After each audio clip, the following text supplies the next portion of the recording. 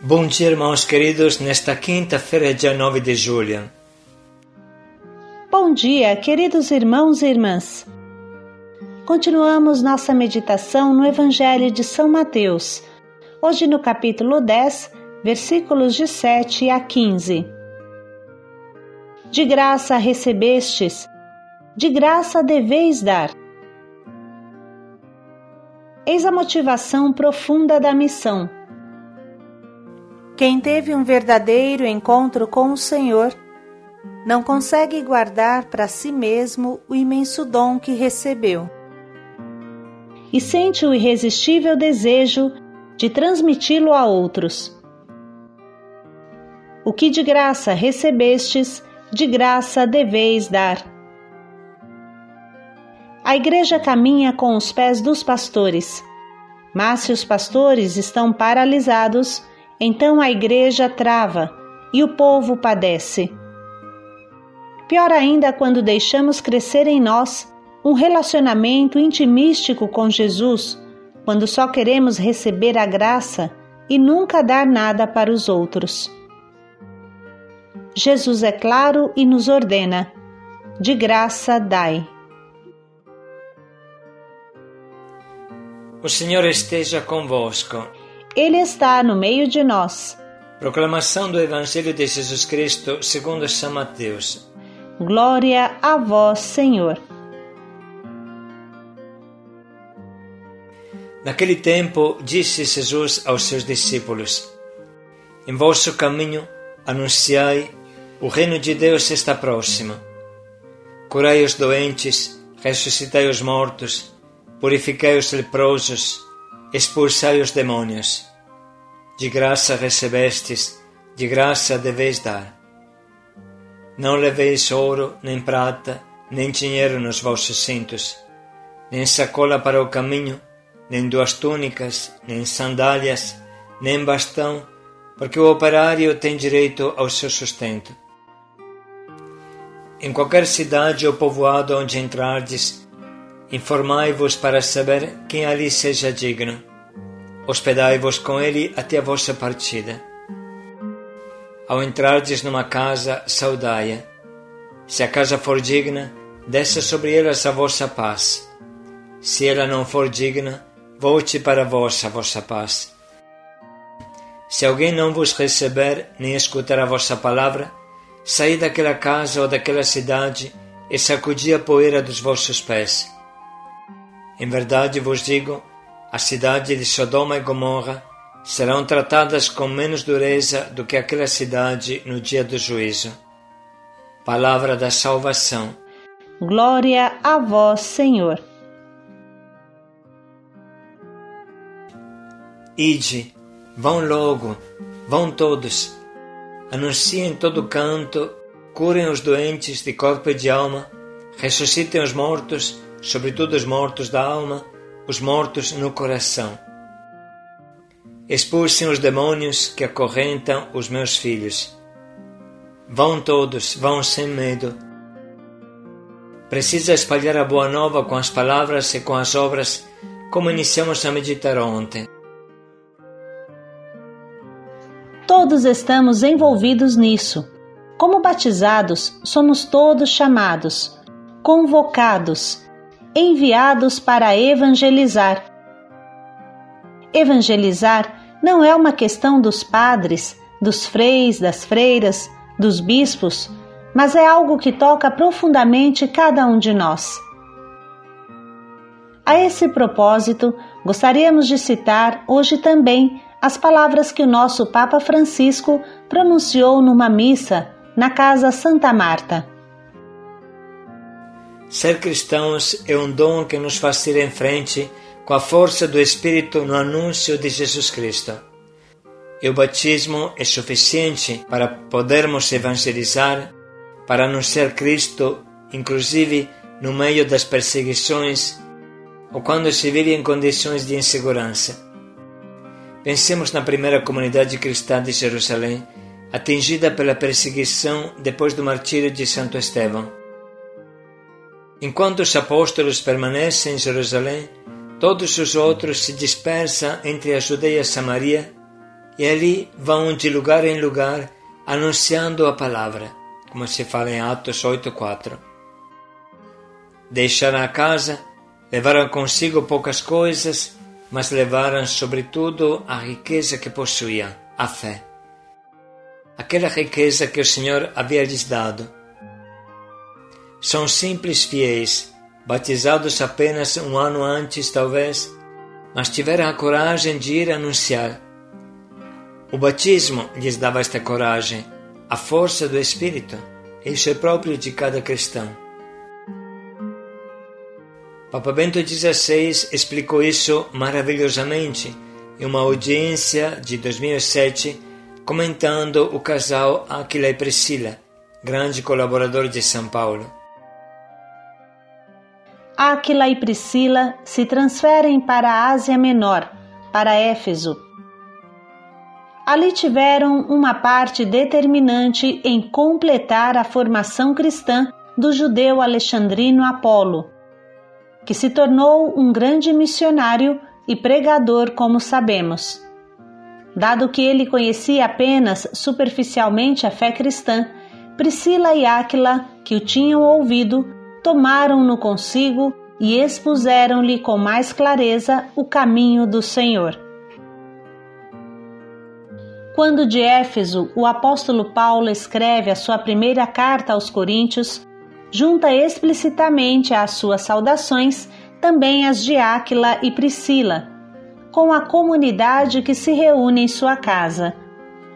Assim, chegamos ao conhecimento do papel importantíssimo que este casal desempenha no âmbito da igreja primitiva, isto é, o de receber na própria casa o grupo dos cristãos locais, quando eles se reuniam para ouvir a palavra de Deus e para celebrar a Eucaristia.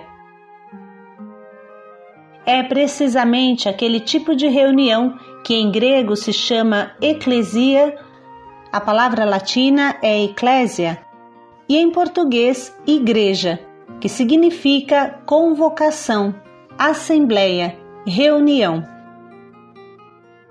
Na primeira metade do século I e no segundo século, as casas dos cristãos se tornavam verdadeira e própria igreja. Como disse, leem juntos as Sagradas Escrituras e celebram a Eucaristia. Acontecia assim, por exemplo, em Corinto, onde Paulo menciona Gaio, que me recebe como hóspede, assim como toda a igreja. Ou em Laodiceia, onde a comunidade se reunia na casa de uma certa ninfa, ou em Colossos, onde o encontro se realizava em casa de um certo Arquipo. Vocês percebem, irmãos, Gaio, ninfa, Arquipo emprestavam a casa, evidentemente era uma casa grande que permitia, e acolhiam 30, 40 pessoas, e assim estará a comunidade. Na semana seguinte, Papa Bento XVI continua a explicar o sacerdócio comum dos fiéis, falando das mulheres na igreja primitiva. Também no âmbito da igreja primitiva, a presença feminina não é de modo algum secundária. Não falamos somente das 4 filhas não nomeadas do diácono Filipe, residentes em Cesareia Marítima, e todas elas dotadas, como nos diz São Lucas, do dom da profecia, ou seja, da faculdade de intervir publicamente sob a ação do Espírito Santo. A brevidade da notícia não permite deduções mais precisas. Aliás, devemos a São Paulo uma mais ampla documentação sobre a dignidade e sobre o papel eclesial da mulher. Ele parte do princípio fundamental, segundo o qual, para os batizados, não só não há judeu nem grego, não há escravo nem livre, mas também não há homem nem mulher.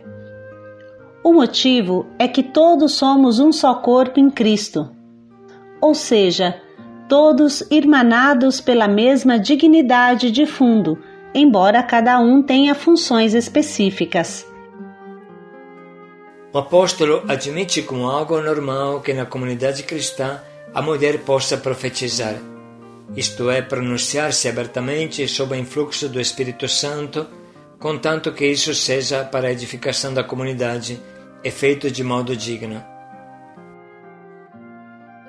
Em outro lugar, o apóstolo Paulo menciona uma certa Febe, qualificada como diaconisa da igreja de Cêncreas, a pequena cidade portuária a leste de Corinto. Embora o título naquele tempo não tenha um específico valor ministerial de tipo hierárquico, ele expressa um verdadeiro e próprio exercício de responsabilidade desta mulher, em favor daquela comunidade cristã. Paulo recomenda que seja recebida cordialmente e assistida nas atividades em que precisar de vós. Depois acrescenta: pois também ela tem sido uma protetora para muitos e para mim pessoalmente. No mesmo contexto epistolar, o apóstolo recorda com traços de delicadeza outros nomes de mulheres, uma certa Maria, depois Trifena, Trifosa e a querida Pérside, além de Júlia, das quais escreve abertamente que se afadigaram por vós, ou que se afadigaram pelo Senhor, ressaltando assim o seu forte compromisso eclesial. Esses exemplos nos ajudam a sentir que as palavras de Jesus foram pronunciadas para nós também. Vamos ouvi-las novamente e acolhê-las no nosso íntimo. Naquele tempo, disse Jesus aos seus discípulos: em vosso caminho anunciai, o reino de Deus está próximo. Curai os doentes, ressuscitai os mortos, purificai os leprosos, expulsai os demônios. De graça recebestes, de graça deveis dar. Não leveis ouro, nem prata, nem dinheiro nos vossos cintos, nem sacola para o caminho, nem duas túnicas, nem sandálias, nem bastão, porque o operário tem direito ao seu sustento. Em qualquer cidade ou povoado onde entrardes, informai-vos para saber quem ali seja digno. Hospedai-vos com ele até a vossa partida. Ao entrardes numa casa, saudai-a. Se a casa for digna, desça sobre elas a vossa paz. Se ela não for digna, volte para vós a vossa paz. Se alguém não vos receber, nem escutar a vossa palavra, saí daquela casa ou daquela cidade e sacudi a poeira dos vossos pés. Em verdade vos digo, a cidade de Sodoma e Gomorra serão tratadas com menos dureza do que aquela cidade no dia do juízo. Vamos agora dedicar um minuto para sublinhar e anotar as frases que mais falam ao nosso coração.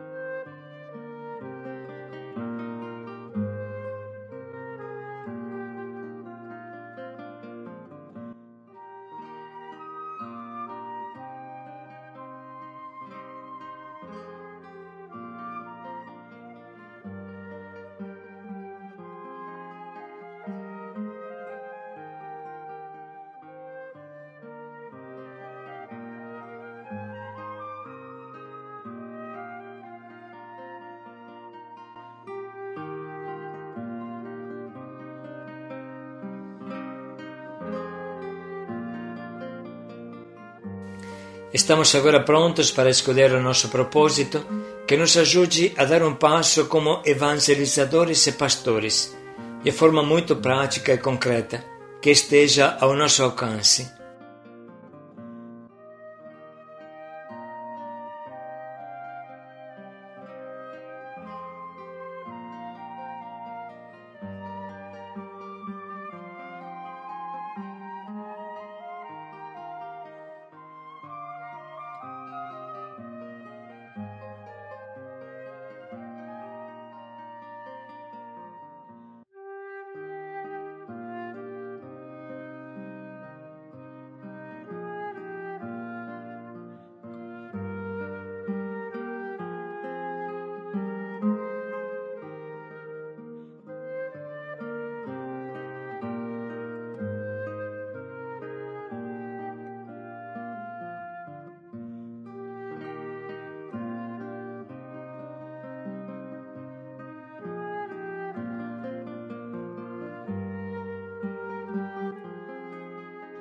Vamos dedicar mais um minuto para pensar bem em como podemos colocar em prática o quanto nos propomos.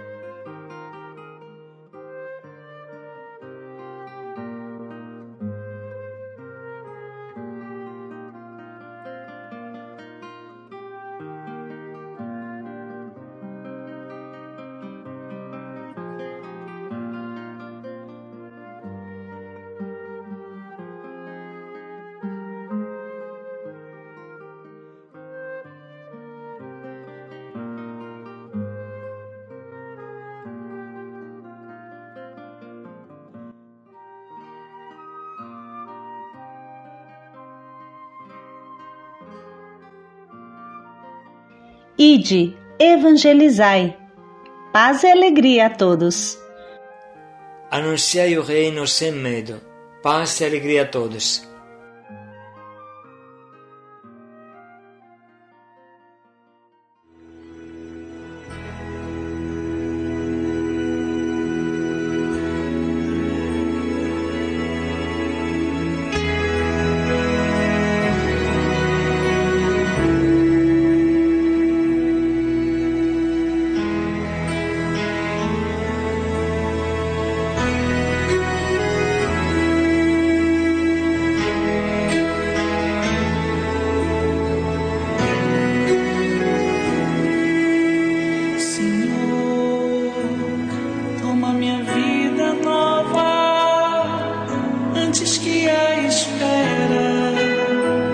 Desgaste anos em mim e estou disposto ao que queiras, não importa o que seja, tu chamas-me a servir, leva-me aonde os homens necessitem tua palavra, necessitem de força de viver, onde falte a esperança, onde tudo seja triste, simplesmente por não saber de ti.